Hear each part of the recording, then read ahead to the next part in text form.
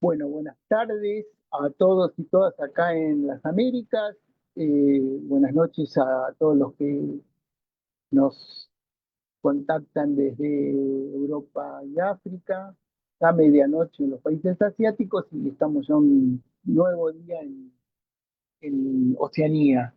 Queremos, eh, Estamos iniciando la videoconferencia número 62, esta vez con los autores del número 336 de Lecturas, Educación Física y Deportes, www.fdeportes.com, la revista digital, el sitio que los acompaña desde ya varias décadas, y estamos acá con autores del número 336 de mayo de este año.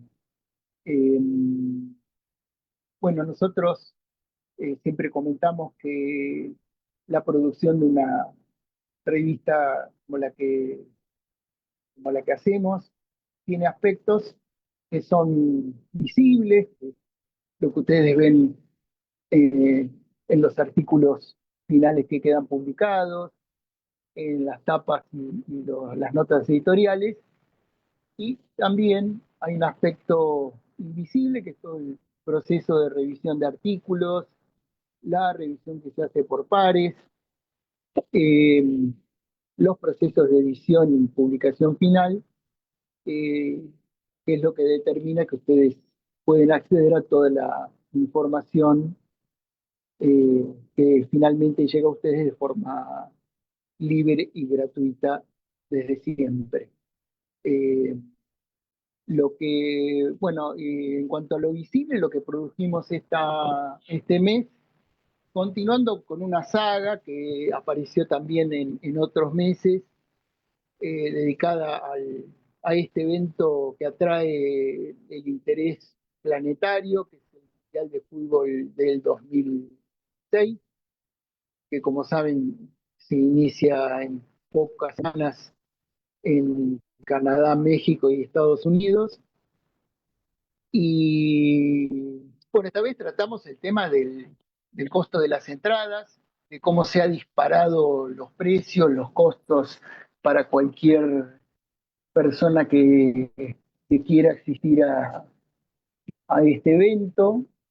Por un lado, las distancias que hay que recorrer, los costos de transporte y hotelería, y ni hablar del precio de las entradas, que la FIFA esta vez incorporó eh, un sistema por el cual, de acuerdo a demanda, el precio aumenta, con lo cual los precios se han disparado en forma brutal.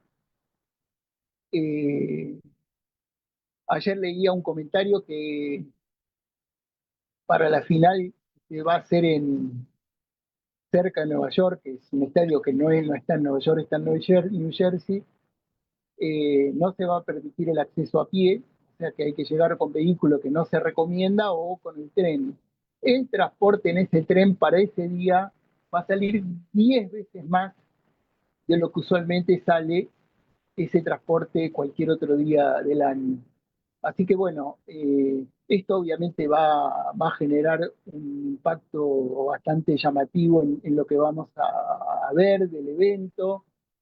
Y aparte trae la duda, la incógnita bueno, hasta dónde, si la gente o si ciertos sectores le darán la espalda a este mundial o si en el calor de la emoción que produce y de la pasión que genera este deporte, se va a mantener ese enorme interés o lo que vamos a ver es simplemente un espectáculo teatral de multimillonarios en las plateas, observando a lo mejor un deporte del cual ni conocen los códigos.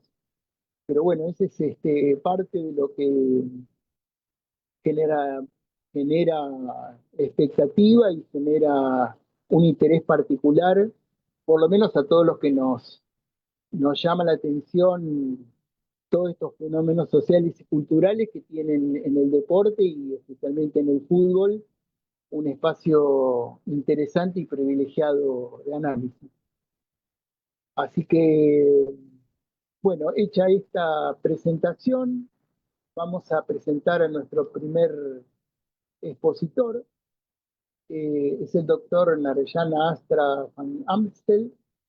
Él escribió un artículo, el título es A Gestão de Novos Portes Brasileiros, Obstáculos, Facilitadores y Posibilidades. Narayana es en la licenciatura plena de Educación Física, es sociólogo, especialista en gestión pública, máster en Educación Física, en la línea de deporte, lazer y sociedades, es doctor en Sociología por la Universidad Federal de Paraná. Es más largo el currículum de Narayana, recomiendo acceder a la pantalla y leer el artículo, ahí van a encontrar más datos de él y obviamente el email de él por si quieren conectarse, hacerle consultas, como a todos los autores que publican en la revista, que siempre están disponibles para cualquier consulta que ustedes quieran hacer. Así que, bueno, Narayana, bienvenido a este encuentro y adelante con tu presentación.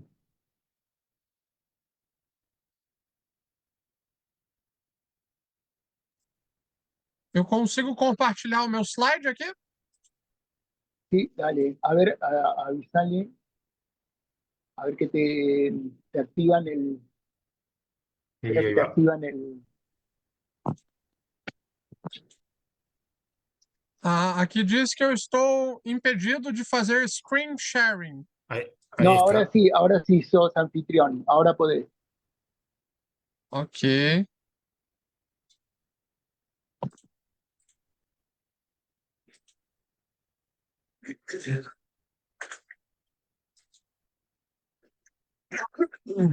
Um instante, quase fazer.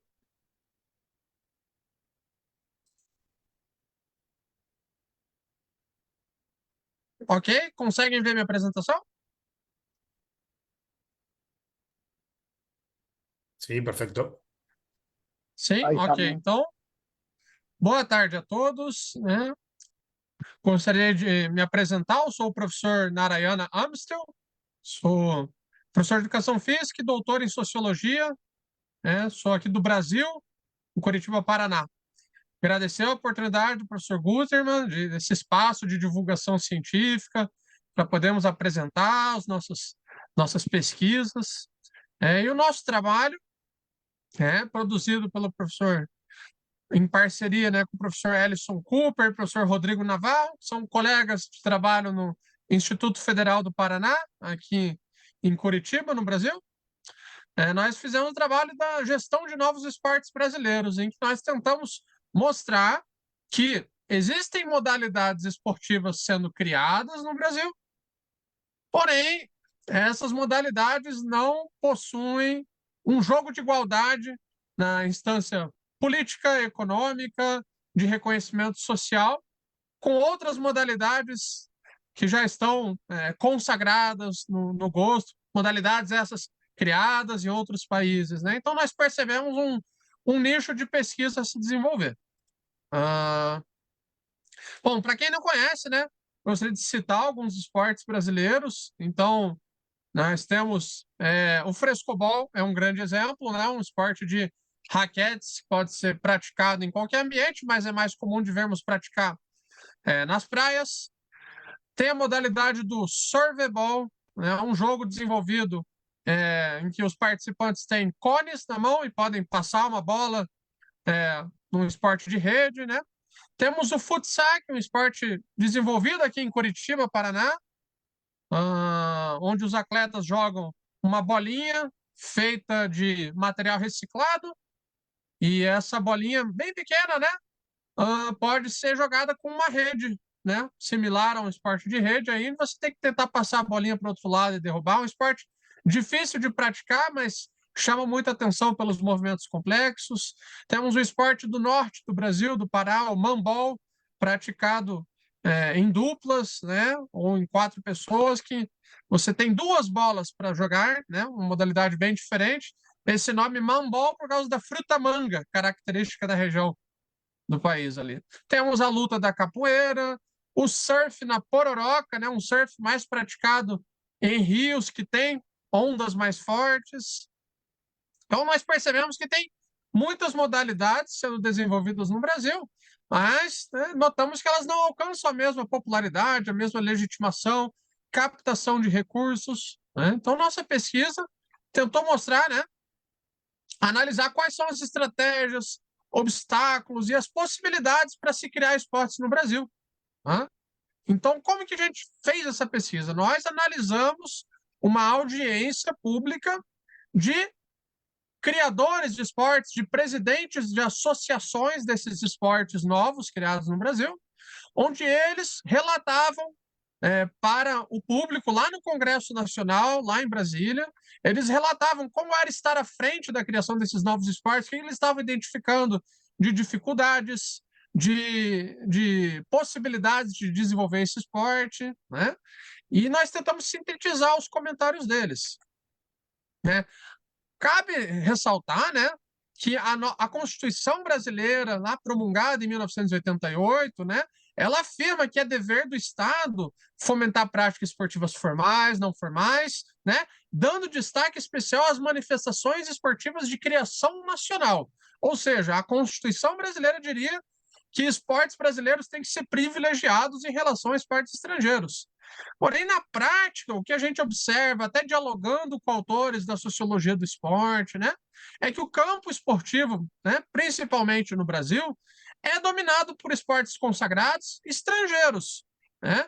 E as modalidades que vão sendo desenvolvidas aqui no Brasil precisam rapidamente se adequar a um jogo neoliberal de mercantilização, de visibilidade, de trazer rentabilidade para essa modalidade, né? E nós fazemos algumas críticas a essa adequação a uma loja de mercado em nosso artigo, né?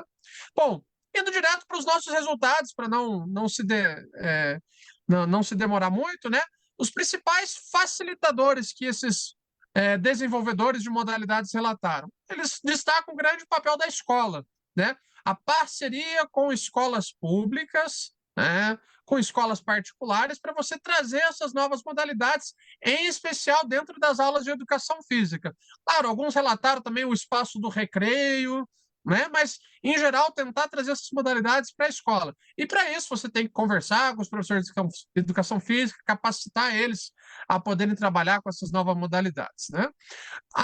Destaca-se o papel litorâneo também. Então, no Brasil, tem uma faixa de grande extensão de praias, né? E ele destaca que várias dessas modalidades vêm sendo criadas para trabalhar-se no litoral, né? Isso é bem interessante. E outro papel que vários gestores têm feito é o uso da internet. Eles usam a internet para divulgar a modalidade. Instagram, YouTube. Né? Agora, olhando alguns dos possíveis obstáculos, né? Eles reclamam muito que, primeiro, a falta de verba para novas modalidades, né? Como elas estão começando, elas estão buscando alcançar um público maior, muitas vezes os políticos não estão interessados em repassar verbas, né? As secretarias estaduais, secretarias municipais não interessam mandar dinheiro. Então, eles têm que disputar com projetos já consolidados de futsal, de basquetebol, de ginástica, que às vezes estão atendendo um público muito maior. Outra crítica que eles fazem é a questão da burocracia das federações. E muitas vezes a gente pensa, bom, mas teria como fazer uma outra forma de organização que não seja por federações? Podemos pensar o modelo das associações. E aí eu trago aqui como possibilidade para fomentar novos esportes do Brasil, o fomento das associações como um caminho, porque elas são mais fáceis de serem criadas, né? Exige menos trâmites em questão de ir até um cartório, conseguir um advogado, né?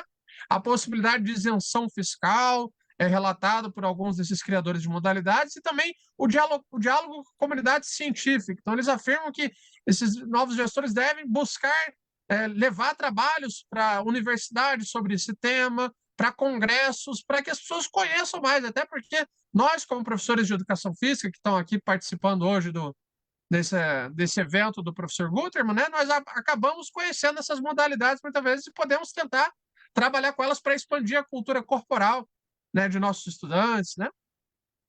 Bom, vamos seguindo aqui, né?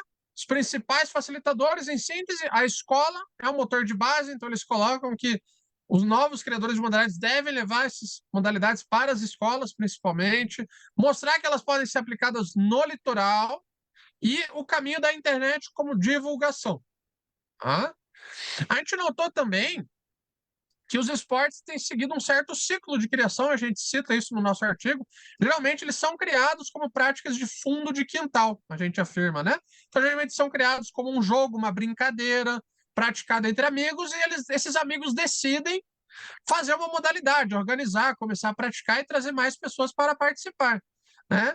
E geralmente eles vão modificando a modalidade de forma bem orgânica. Então, às vezes, eles tinham uma regra que era muito difícil e eles adaptam, né? Um exemplo que eu trago do futsal, aquela modalidade que é praticada com uma bolinha que você faz uma embaixadinha e joga a bolinha para o outro lado para tentar cair na quadra do adversário.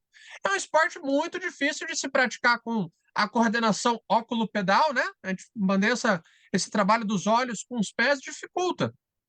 Então, um caminho que os desenvolvedores da modalidade perceberam para fazer as crianças se interessarem era permitir o contato com as mãos, um domínio com a mão e então chuta a bolinha com o pé.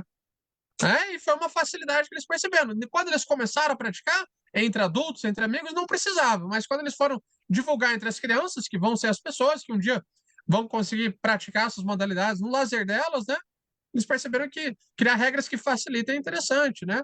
Tentar expandir de forma voluntária, divulgando para o público em eventos, né? Agora, algumas dificuldades que a gente pode notar também, que elas ainda dependem dos criadores. Então, o sujeito que criou a modalidade, que está ali à frente da associação, da federação, se ele não toca para frente esse trabalho, se ele não se envolve buscando patrocinadores ou tentando levar isso para as escolas, a modalidade vai sumindo, as pessoas vão deixando de praticar. O que traz um tema interessante a gente considerar que muitas modalidades até podem estar surgindo, mas nós nem ficamos sabendo. E elas, como prática antropológica, como prática social, deixam de existir porque ninguém mais fez elas. Interessante, né? Num período da modernidade, que a gente consegue ter alto índice de registro de informações, captar tudo, gravar em vídeos, talvez tenha modalidades que não conseguem ir para frente porque não tem alguém que tenha tempo suficiente para tal, né? Os autores citam que teria uma barreira da síndrome do vira-lata, né? Então, essa expressão a gente pega aqui, entre aspas, é uma expressão utilizada por um dos criadores da modalidade que diz que as pessoas tendem a valorizar mais modalidades estrangeiras, que elas acham que nada pode vir de bom do Brasil. E acabam esquecendo, né, que a capoeira é brasileira, jiu-jitsu é brasileiro, né? Tantas modalidades, né? O frescobol, o survebol, que eu fui citando no começo da nossa apresentação, são modalidades criadas pelo Brasil e que poderiam ser muito interessantes para praticar, né? Então, o nosso insight, né, a gente percebe que o Estado, nesse modelo neoliberal, tem falhado em financiar o fomento básico da modalidade, né? Então, a modalidade está precisando se tornar lucrativa, tentar parecer interessante. Então, a gente até notou que vários dos criadores de modalidade tentam dizer, olha, a nossa modalidade é boa para ser levada para as secretarias, para as escolas, pois ela é de baixo custo, porque um prefeito, um vereador, um deputado pode comprar os nossos materiais, a nossa quadra e levar para a escola, e assim ele vai gastar muito menos do que comprar uma grande quadra poliesportiva, do que comprar materiais de basquetebol, uma tabela nova que é muito cara. Então, compre o nosso material esportivo. A lógica neoliberal já força os criadores de modalidade, muitas vezes, a verem o próprio esporte como um negócio a se obter lucro, né? Houve uma tentativa desses gestores de modalidade, lá nesse evento no Congresso Nacional, de tentarem se unir para formar a UEB, União dos Esportes Brasileiros, que seria uma associação unindo todos esses presidentes de federação, presidentes de associação, para tentarem fazer uma frente, um pedido aos parlamentares para que as leis fossem mais claras no repasse de verbas. Se a Constituição prevê que esportes de criação nacional têm que ter preferência, né? A gente não vê isso na prática acontecendo nas políticas públicas, né? Então, a gente tem aqui no Brasil a Lei Geral do Esporte, que foi aprovada no atual governo do presidente Lula, e essa lei ignorou completamente os esportes de criação nacional. Eles não têm um tratamento diferenciado. E por não ter esse tratamento diferenciado, nós percebemos que o jogo é desigual. Você não consegue competir igualmente com voleibol, com MMA, basquetebol, né? São modalidades que têm muito mais prestígio, têm federações mais fortes, têm projetos mais consolidados, de forma que o repasse de recursos fica limitado, né? E, por fim, algumas estratégias que eles também sugeriram para divulgar mais esses novos esportes, criar eventos de Olimpíadas, entre aspas, paralelos, só mostrando os esportes brasileiros. Então, seria um evento ali, poderiam tentar fazer parceria com emissoras de TV, com o apoio do Comitê Olímpico, para mostrar quais modalidades são praticadas no Brasil e fazer competições delas, né? Fazer isenções específicas para essas modalidades conseguirem se desenvolver organicamente e tentar fazer um diálogo maior com a universidade, com a pesquisa científica, que aí, no caso, sou eu, o professor Navarro, o professor Cooper, estamos tentando fazer um pouco desse processo de divulgação dessas novas modalidades aqui no meio acadêmico científico, né? Então, bom, acredito que seja isso, não quero me estender muito na apresentação, né, professor? Então, a princípio seria isso. Deixo aberto aí para colegas que queiram fazer comentários, dúvidas. Muito obrigado. Quizá agregaría, justo te iba a comentar el tema de la creación de una asociación que una a todos los deportes brasileños, pero lo que se me ocurrió que también creo que hay un detalle más que sería interesante.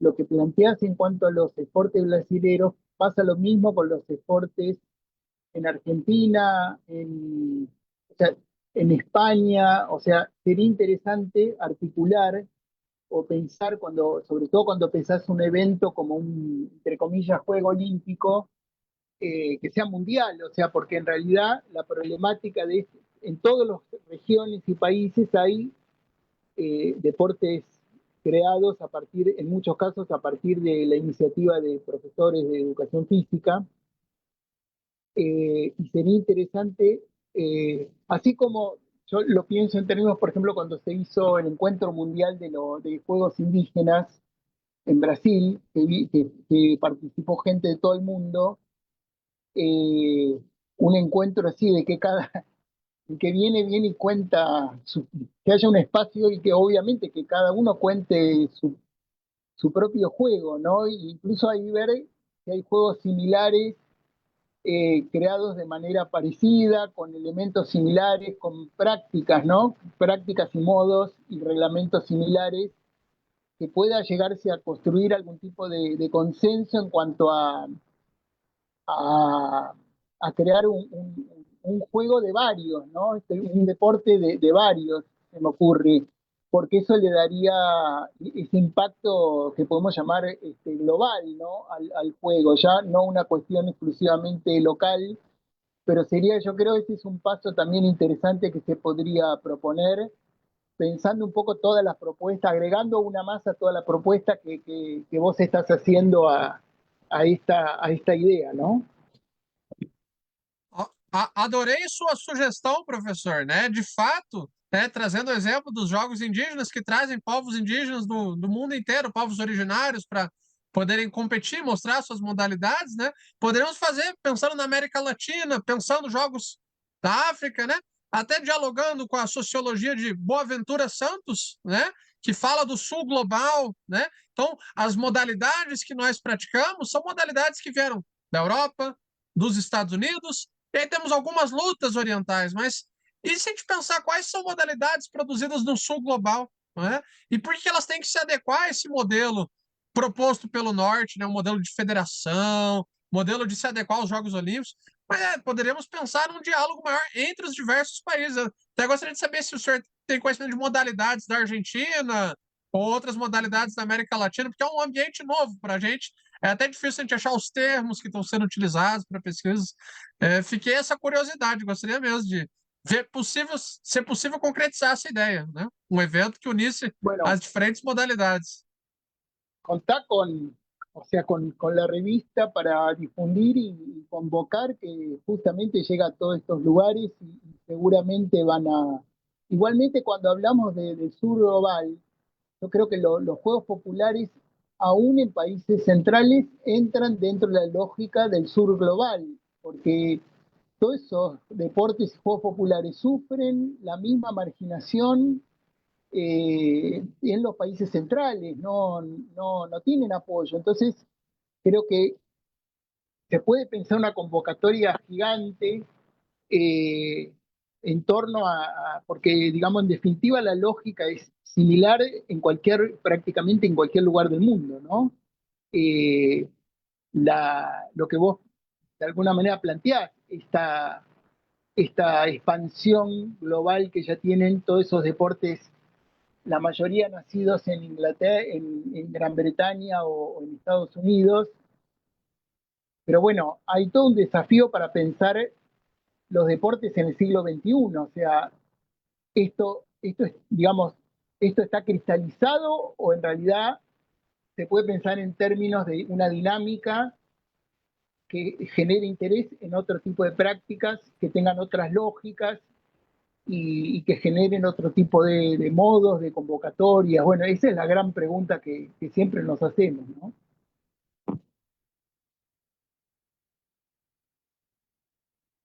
Perfeito, muito bom. Obrigado pelos comentários, professor Túlio. Muito bom.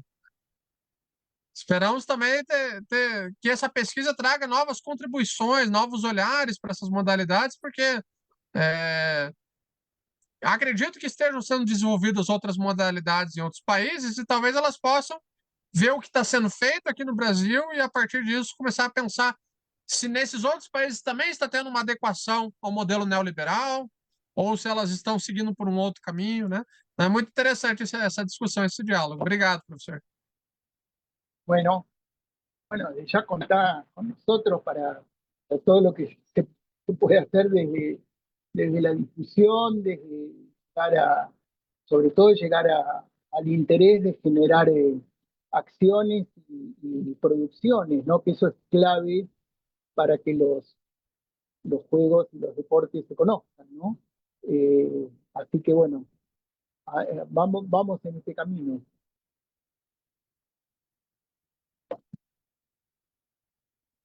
Bueno, vamos a presentar nuestro próximo expositor en la voz de Chester Urbina Gaitán. Vamos a escuchar con el título Marginación, Empoderamiento y Construcción de Heroínas Nacionales, el deporte femenino en Nicaragua, 1937 y 1942. Chester es máster en Ciencias Sociales y en Sociología por Flaxo y otros datos que pueden consultar en el encabezado del artículo. Adelante, Chester, con tu presentación.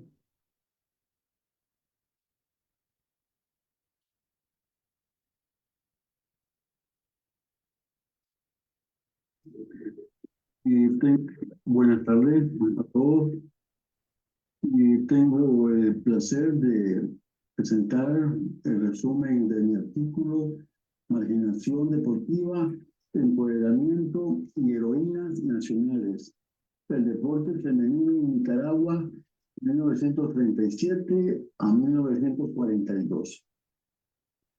El presente artículo tiene 3 objetivos: estudiar la posición de la prensa nicaragüense en torno a la práctica del deporte entre 1937 y 1942, describir el desarrollo del deporte femenino en Nicaragua y valorar el aporte del baloncesto en el empoderamiento de las mujeres nicaragüenses durante ese periodo. El enfoque metodológico se centra en una investigación histórica y análisis hemerográfico. La información requerida para alcanzar estos objetivos se obtuvo de los periódicos, la prensa, la noticia y novedades.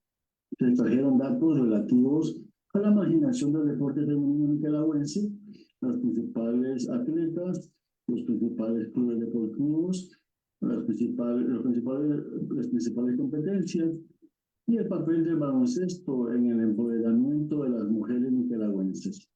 Se concluye que el deporte femenino nicaragüense durante los años estudiados tuvo que enfrentar la marginación derivada del escaso apoyo estatal y de los prejuicios patriarcales, lo que limitó su desarrollo y lo mantuvo en un estado embrionario.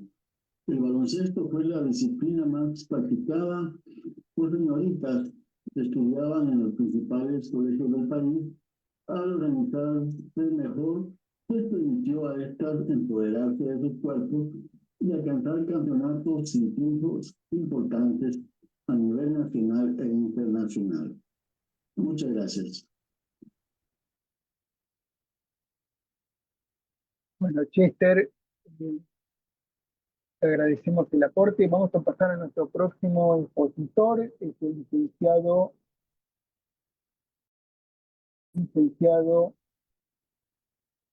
Joaquín Viroga Techa, a ver si lo tenemos. Ah, ahí está Joaquín, ¿cómo te va? ¿Cómo estás? Ahí lo tenemos ¿Cómo online. están? Buenas tardes. ¿Qué tal? ¿Cómo estás? Joaquín escribió un artículo titulado Las perspectivas pedagógicas de los profesores en las escuelas deportivas de Uruguay. Joaquín es licenciado en Educación Física, maestrando en Educación Física por el Instituto Superior de Educación Física, Universidad de la República y CEF Udelar Uruguay. Bienvenido, Joaquín, a este encuentro. Adelante con tu presentación. Bueno, muy bien, muchas gracias, Tulio. El agradecimiento, primero que nada, por la invitación y bueno, felicitarte también por lo que estás haciendo con la revista. La vengo siguiendo hace mucho tiempo, es la primera vez que publico ahí. Nada, felicitaciones por eso. El artículo que vengo a presentar, parte un poco de las tensiones de el para qué de la enseñanza del deporte, ¿no? Es decir, con qué motivo, con qué razón, con qué perspectiva pedagógica yo eh, pretendo enseñar el deporte. En ese marco es que está esta investigación que parte bueno, justamente como bien decías ahí, Tulio, estoy terminando la maestría. Parte de mi investigación de maestría es un recorte del análisis del primer objetivo. La investigación se enmarca en el programa Vamos Equipo. El programa Vamos Equipo aquí en Uruguay es una política pública deportiva que es gestionada por la Secretaría Nacional de Deporte, es decir, el ente rector del deporte acá en el país, y también por la Dirección General de Educación Inicial y Primaria, perdón, que es la institución rectora de la educación pública primaria acá en Uruguay. El programa del año 2024 tiene presencia en los 19 departamentos del país, es decir, tiene un alcance nacional. Lo que propone es enseñar deporte, que son deportes no hegemónicos aquí en el país, es decir, no se enseña fútbol, los deportes que se enseñan son deportes colectivos de orden secundario, básquetbol, voleibol, hockey, rugby y handball.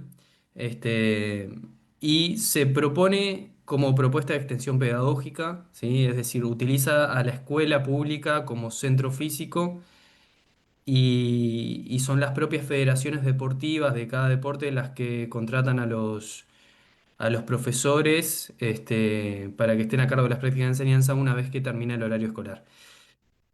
El artículo se sostiene teóricamente en una concepción crítica de la educación, ¿sí? Y a partir de ahí, de la educación física, toma un enfoque histórico-cultural. Por lo tanto, es a partir de esta lectura pedagógica que se propone este recorte, ¿no? Que indaga de algún modo en las concepciones docentes sobre las infancias, ¿sí? Y el valor educativo que le asignan los docentes a la práctica. A nivel metodológico, la investigación es de corte cualitativo, de explicativo y exploratorio, conformándose así en un estudio de casos, porque la investigación se centra específicamente en lo que sucede en el programa Vamos Equipo en la ciudad de San Carlos. La ciudad de San Carlos está ubicada en el departamento de Maldonado, mismo departamento en el que está Punta del Este, por ejemplo. Eh, y bueno, nos centramos específicamente en dos docentes, ¿ah? Que son los docentes de básquetbol y de handball por una decisión metodológica de que los profesores que fueran entrevistados, que fueran parte del trabajo de campo, compartieran el grado de licenciados en educación física, en el entendido de que los otros profesores de los otros tres deportes que sucedían en el momento que hicimos el trabajo de campo en San Carlos en el año 2024 no eran licenciados o eran estudiantes o eran técnicos, pero no eran licenciados en educación física. Y bueno, los resultados, obviamente que los invito a leer el artículo, pero a modo de resumen, se evidencian concepciones que terminan resultando heterogéneas sobre lo que es el deporte, incluso varias dificultades para fundamentar teóricamente las prácticas, es decir, por qué estoy haciendo lo que estoy haciendo, qué es el deporte para mí, qué entiendo por enseñanza, eh, en esta relación también entre lo que se dice y lo que se hace, ¿no? Que esto no lo traigo específicamente en este artículo, pero después se lo puedo compartir igualmente, de estas tensiones entre lo que yo declaro que hago y lo que efectivamente hago. Eso fue contrastado con las observaciones no participantes. También, bueno, los profesores reconocen cierto potencial del programa, ¿no? En esto de democratizar el acceso a los deportes no hegemónicos en el país, sabiendo que el fútbol es por mucho el deporte más practicado, más mirado, más popular. También hay una escasa apropiación de los documentos macros, si se quiere, del programa, tanto el documento oficial como las orientaciones de las federaciones. De algún modo los profesores terminan estando un poco a la deriva en ese sentido. Y bueno, también, y por último, hay como una débil diferenciación entre cómo debería enseñarse el deporte en el programa y cómo debería enseñarse el deporte fuera del programa, ¿sí? Sea dentro del sistema educativo, sea en un club deportivo, sea en un espacio comunitario. No quedaban claras en las declaraciones, en las expresiones de los docentes esas relaciones. A modo de cerrar, que ya sé que estoy en tiempo, nada, lo que marcamos ahí es la necesidad de fortalecer de algún modo la formación teórica y también los espacios de reflexión de forma pedagógica, ¿sí? A fin de resignificar un poco la enseñanza del deporte, entendida como un objeto educativo y a su vez, de esta manera, potenciar el sentido formativo del programa, ¿no? Yo creo que el programa tiene muchos puntos a favor, tiene algunas debilidades que las trabajamos en su debido momento en la tesis, pero bueno, en este caso los invito a leer el artículo centrado específicamente en la cuestión pedagógica de la enseñanza del deporte. Muchas gracias, Tulio, y les paso la palabra. Gracias. Gracias a vos. No, yo creo que lo que planteas ahí en tu investigación, en este trabajo, que recomiendo leerlo porque eh, creo que es el núcleo, digamos, que acompaña desde hace décadas, ¿no? Este, este, este contraste que tiene entre ciertas lógicas del deporte y otras lógicas, ¿no? Entre, por un lado, lo que se dice de la lógica social, digamos, integración, digamos, todo un discurso positivo, ¿no? Socializador, que sin duda lo tiene, pero bueno, obviamente también está el otro aspecto mercantil, comercial, sentido de nacional, ¿no? O sea, este, la idea de generar grandes jugadores de lo que sea, digamos, para, digamos, que se asocia todo el sentido nacional, que obviamente en Uruguay no es un tema menor, este, Para pero en nada. realidad eso es ley, igual te aclaro, eso es ley de hierro en el planeta, o sea, no hay ningún, digamos, gobierno ni país del mundo de cualquier orientación, y yo creo desde los últimos 2000 años, que no se ha vinculado, digamos, a estas prácticas corporales, digamos, con ese sentido nacional de construcción de consenso. Este, te digo, justamente comentábamos con Narayana antes de que llegues, de cómo el gobierno argentino, hoy una de sus cartas principales de sostenerse es que Argentina gane el Mundial de Fútbol, digamos. O sea, es parte de su expectativa, digamos, para, digamos, resolver los gravísimos crisis y problemas que le atañen, será para tapar o para, no sé bien para qué. Pero bueno, esto a veces funciona, a veces no funciona. Pero bueno, yo creo que cualquiera que trabaja en esos programas, digamos, digo, parte obviamente tiene que ver con la formación, pero también tiene que ver con la lógica del objeto con el que estamos, sobre el cual estamos interviniendo, ¿no? Creo que ahí hay algo hay algo, yo siempre digo, hay algo irreductible, digamos, por más que trabajemos y trabajemos, ¿no es cierto? Esto que pasa ahí en la lógica de la competencia, el juego, genera, ¿no? Todas estas enormes contradicciones. Sí, sí, sí, tal cual. Incluso una de las cosas que primero pensábamos, ¿no? Al momento de arrancar la investigación es que todos más o menos tenemos claro, cómo debería enseñarse el deporte en el sistema educativo formal, ¿no? En la escuela. Más o menos podemos llegar acá, al menos en Uruguay, a una especie de consenso. Acá se trabaja mucho los aportes teóricos de Velázquez Buendía sobre educación deportiva, en el sistema educativo formal. Y estaba como esta tensión, ¿no? De decir, el programa sucede en la escuela, pero los profesores que están a cargo del programa no pertenecen a la escuela, sino que son contratados por las federaciones. Y de algún modo estás, como metiendo, introduciendo a las federaciones a la escuela. Entonces, las lógicas del ámbito del rendimiento, obviamente, de las federaciones, chocando con las lógicas del ámbito educativo.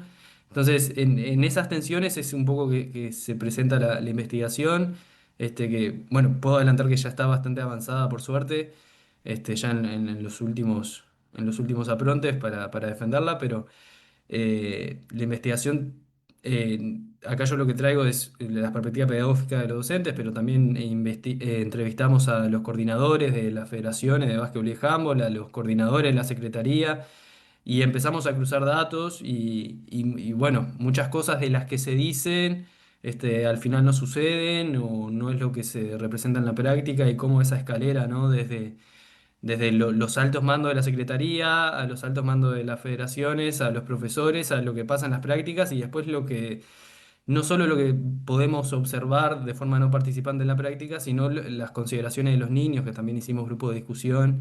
Es un armado metodológico interesante que creo que puede aportar un poco a la discusión de cómo enseñar el deporte en estos ámbitos, ¿no? Que es algo, eh, como lo presenta el programa, ¿no? Escuela de iniciación deportiva, pero no dice mucho más que eso. Entonces queda eso de, bueno, ¿qué hago? ¿Qué hago en una escuela de iniciación deportiva? ¿Cómo abordo el deporte? ¿Lo llevo al rendimiento? Este, nada, o lo llevo a lo educativo, o lo llevo a lo comunitario, o lo llevo a lo recreativo.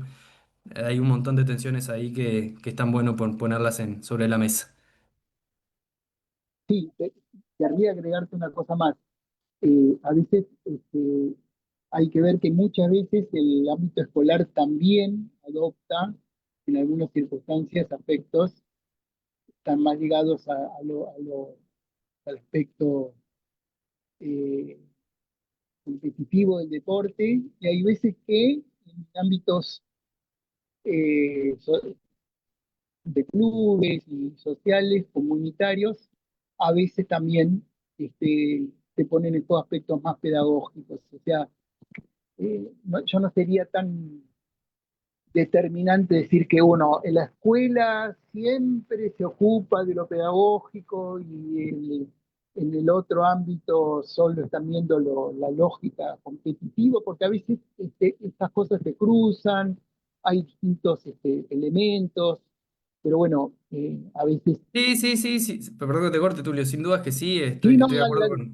estoy de acuerdo con lo que dices. De todas maneras, hablando en las entrevistas con los coordinadores, específicamente de básquetbol y handball, que fue lo que se ocupó mi investigación, ellos mismos decían y tenían como la autocrítica de decir, la Secretaría un poco que nos obliga a través de un cierto mecanismo económico a participar del programa y una vez adentro del programa no tenían mucha idea de cómo encararlo, ¿no? O sea, cómo sacar eso de pensar el deporte como una pirámide deportiva y llevarlo a que los profesores vean otras realidades, que con niños que por ahí se terminan quedando porque los padres no lo pueden ir a buscar antes y les sirve que se queden una hora más en la escuela, o sea, que por ahí no son niños que tienen ganas de jugar ese deporte como si te pasa en un club, ¿viste? Que es el niño que va al club que le gusta ese deporte, ¿no? Entonces, eh, que admitieran eso, que incluso también los referentes de la Secretaría pusieran sobre la mesa eso, yo creo que es importante para pensarlo y tensionarlo y o sea, darse cuenta de que hay cosas para trabajar acá y que de algún modo pueda terminar cumpliendo el objetivo, ¿no? De democratizar el acceso al deporte, que es lo que busca el programa. Sí, igual, digamos lo que digamos, que hay algo extraordinario y es que el Estado asuma este compromiso de sostener el derecho a la práctica del deporte.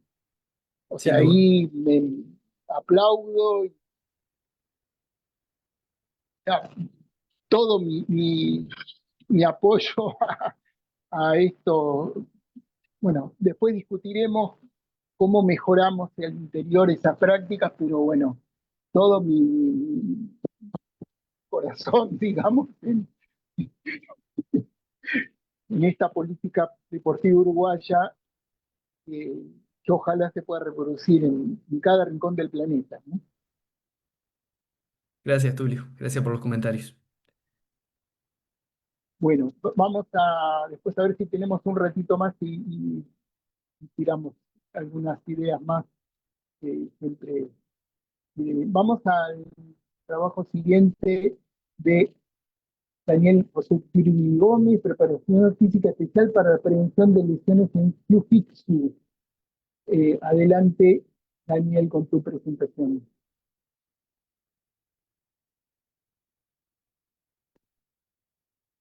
Muy buenas tardes con todos. Es un verdadero honor poder participar nuevamente en el Encuentro Internacional de Autores organizado por la revista EF Deportes. Permítanme presentarles a continuación información más relevante sobre mi investigación. El estudio se desarrolló en la ciudad de Guayaquil, Ecuador, con practicantes adolescentes de Brazilian Jiu-Jitsu, abordando una problemática cada vez más frecuente en los deportes de combate, que es el aumento de lesiones asociadas con deficiencias en la preparación física específica. El Brazilian Jiu-Jitsu es una disciplina con alta demanda neuromuscular, metabólica y una ejecución eficiente en cada patrón de movimiento basado en el análisis biomecánico. Durante los combates predominan fuerzas rotacionales, contracciones isométricas sostenidas, técnicas de palanca, agarres prolongados, movimientos explosivos, transiciones rápidas en el suelo. Diversos estudios internacionales previos reportan una alta incidencia de lesiones en zonas como en rodillas, hombros, en la columna, tanto en la parte cervical, dorsal, lumbar, en los codos y en las manos. Sin embargo, uno de los principales problemas identificados es que muchos practicantes desarrollan un entrenamiento técnico sin una adecuada preparación física especializada orientada a la estabilidad del core, control postural, movilidad funcional, fuerza excéntrica y prevención de lesiones. A partir de esta problemática surge mi propuesta. El objetivo principal fue analizar el impacto de un sistema de entrenamiento funcional sobre el rendimiento físico y la incidencia de lesiones en practicantes adolescentes de Brazilian Jiu-Jitsu. La propuesta integró principios de biomecánica deportiva, entrenamiento funcional, estabilidad lumbopélvica, periodización, movilidad articular y prevención de lesiones. Se trabajó con una muestra de 15 adolescentes practicantes de Brazilian Jiu-Jitsu entre las edades de 14 a 16 años, pertenecientes a una academia deportiva en Guayaquil. Relacionado con la temporalidad, la intervención duró 12 semanas con una frecuencia de 3 sesiones semanales y una duración de 60 minutos por cada sesión. El programa fue estructurado en 3 fases. Su primera fase está orientada a la adaptación inicial, la segunda en el desarrollo de fuerza funcional y en la tercera la potencia y el rendimiento, donde se evaluaron variables relacionadas con estabilidad core, resistencia muscular, movilidad y flexibilidad, potencia, incidencia de lesiones, prevención de fatiga, rendimiento técnico y el desarrollo de fuerza funcional. Además, se implementaron herramientas funcionales y biomecánicas como el Functional Moving Spring, pruebas de salto vertical, sprint, dinamometría, pruebas de estabilidad, y escalas subjetivas de dolor y fatiga. Los resultados mostraron mejoras estadísticamente significativas en practicantes de todas las variables evaluadas, tanto como en la fuerza funcional, en la parte de flexibilidad. Uno de los hallazgos más importantes fue la reducción del 62.5% de lesiones reportadas durante el periodo de intervención. Y también una mejoría en el nivel subjetivo de los participantes, donde se demostró y se destacó mayor estabilidad corporal, mejor control técnico, un incremento en la confianza durante los combates y una mayor percepción de rendimiento físico. Uno de los aportes también más importantes que cabe recalcar es en la aplicabilidad de la práctica. El programa puede ser adoptado por academias deportivas, procesos formativos juveniles, una preparación física competitiva, una readaptación funcional post una lesión, y este modelo puede servir como referencia para entrenadores, preparadores físicos y profesionales de rendimiento deportivo interesados en integrar estrategias preventivas basadas en la evidencia científica. Como conclusión, la implementación de un sistema de entrenamiento funcional estructurado permite mejorar significativamente el rendimiento físico y reducir la incidencia de lesiones en practicantes adolescentes de Brazilian Jiu-Jitsu. Los resultados evidencian que la preparación física especializada no debe considerarse como un complemento secundario, sino un componente esencial dentro del proceso de formación y rendimiento de deportes de combate. Finalmente, considero que integrar la ciencia de la biomecánica, el entrenamiento funcional y protocolos de prevención de lesiones representarían una estrategia clave para promover las prácticas deportivas, siendo más seguras, eficientes y sustentables. Muchas gracias por su atención. Mi nombre es Daniel Kirby.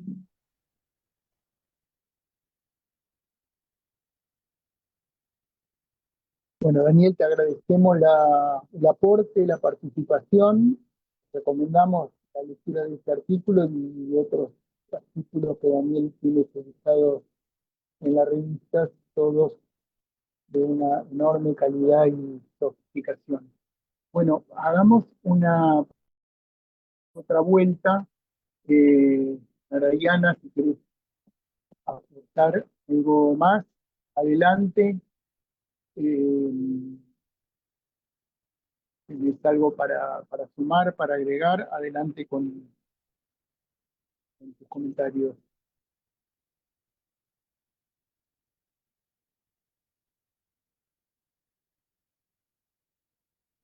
Bueno, tanto el aporte de Joaquín como el de Narayana, si bien tratan temas diversos, en algún punto se vinculan. Creo que ambos hablan sobre, por un lado, del rol del Estado y cierto tipo de práctica que no es hegemónica. Creo que por ahí hay elementos comunes en ambas presentaciones. Si quieres agregar algo más, Narayana, adelante.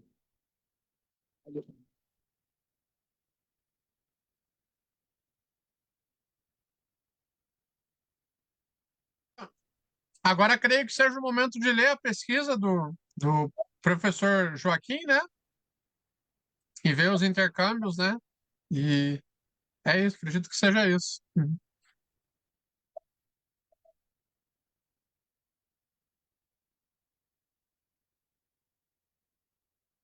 Joaquín, si querés agregar algo más.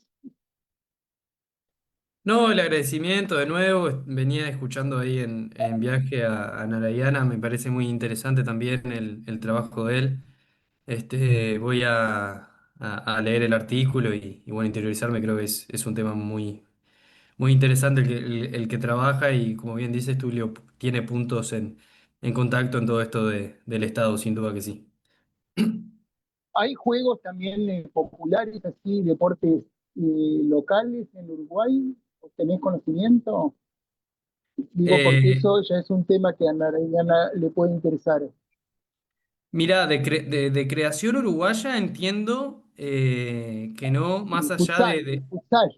Sí, bueno, sí, sí, sin duda. Pero yo pensando ¿no? en otro tipo de deportes más, más incipientes. Yo pensaba, ¿no? En el handball, que hay una historia muy interesante con la fundación del handball, que no sé si conocen la historia del balón uruguayo, del profesor Antonio Valeta.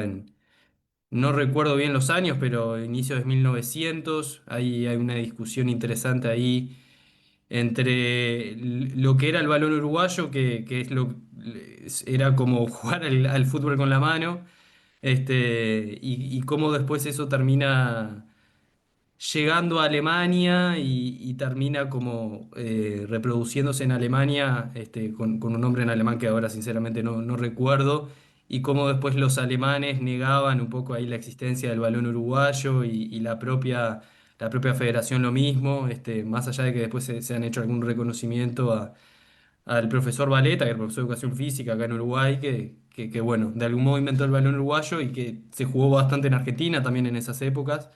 Es una historia muy interesante.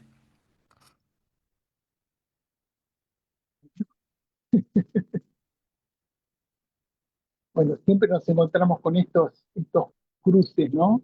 Eh, que no son ajenos al deporte, estos cruces culturales que no son ajenos al deporte. Eh, bueno, yo por mi parte, bueno, avisar que estamos ya trabajando en próximos números, tenemos ya casi editado el número de junio y estamos ya trabajando en el número del mes siguiente y los otros. Así que toda la gente que quiera participar de este trabajo que hacemos, que como ven no solo significa, bueno, la publicación, sino también participar en este tipo de propuestas. Desde ya puede hacerlo a través de la revista. A veces me preguntan y la revista tiene un sistema mal, casi automático de subir los artículos, pero bueno, si alguien quiere algún tipo de consulta en especial o aclaración, me pueden consultar, lo ubican por ahí están mis email de contactos. Ya llevamos demasiados años, así que para la gente conectarse conmigo es demasiado sencillo. Eh, bueno, así que nos seguiremos encontrando en próximos eventos. Joaquín, Narayana, Chester y Daniel, les agradezco muchísimo el aporte, la producción de ustedes y de todos los autores de este número y de anteriores. Recuerden que la revista es una revista permanentemente abierta. Se pueden consultar desde los primeros artículos hasta los últimos, eh, desde las versiones anteriores hasta la nueva versión de en OJS.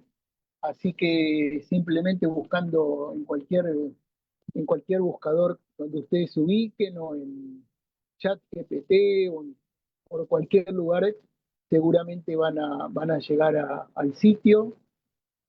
Así que, bueno, estaremos conectándonos, comunicándonos, como lo hacemos permanentemente, siempre vinculándonos con cada uno de los autores, las autoras, que se vinculan con los temas que tratan de temas de deporte, de educación, de recreación, de salud integral, y que venimos publicando ya hace varias décadas.